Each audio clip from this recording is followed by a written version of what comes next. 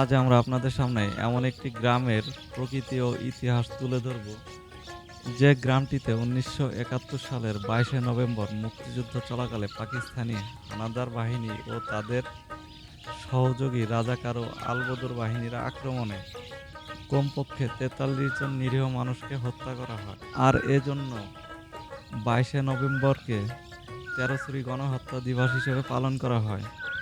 এ দিনে তেরোশ্রী জমিদার সিদ্ধেশ্বরী রায়প্রসাদ চৌধুরী ও অধ্যক্ষ আতিয়ার রহমানকে পাকিস্তানি হানাদার বাহিনীরা ধরে নিয়ে যায় এবং প্রকাশ্যে দিবালোকে নির্মমভাবে হত্যা করে।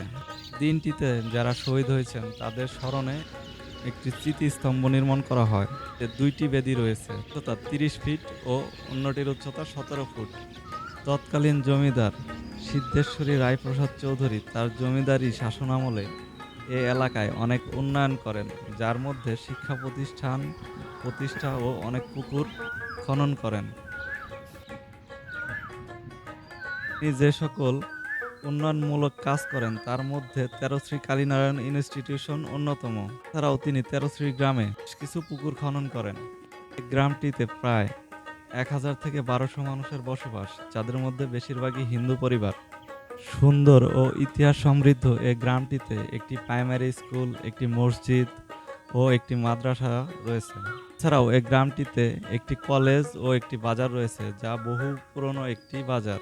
স্থানীয় মানুষ ও আশেপাশের মানুষ এ বাজারটি থেকে বাজার করে থাকেন। প্রতি রবিবার এ বাজারে হাট বসে থাকে। এখানে সকল ধরনের নিত্য প্রয়োজনীয় জিনিসপত্র পাওয়া যায়। বাজারটিতে নিজামের মিষ্টির দোকান নামে একটি মিষ্টির দোকান রয়েছে, যেখানকার মিষ্টি অঞ্চলের সকলের প্রিয় ও সুনাম কুড়িয়ে নিয়েছে। মিষ্টি জেলা শহর থেকে শুরু করে সারা বাংলাদেশে খুবই পরিচিত ও প্রিয় একটি খাবার।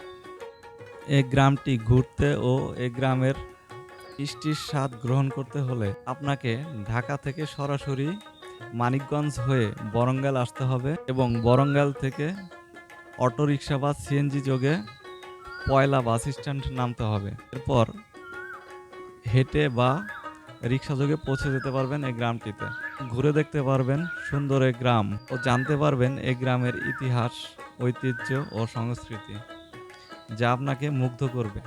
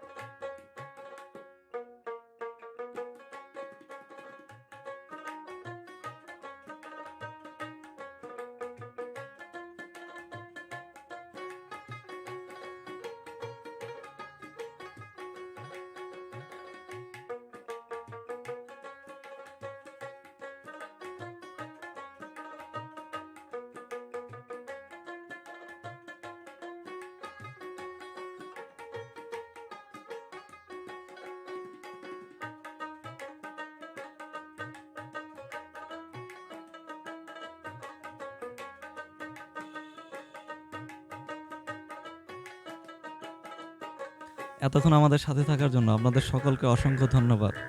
ভালো থাকবেন, সুস্থ থাকবেন। দেখা হবে আগামী কোনো পর্বে, নতুন কোনো গ্রামে। আল্লাহ হাফেজ।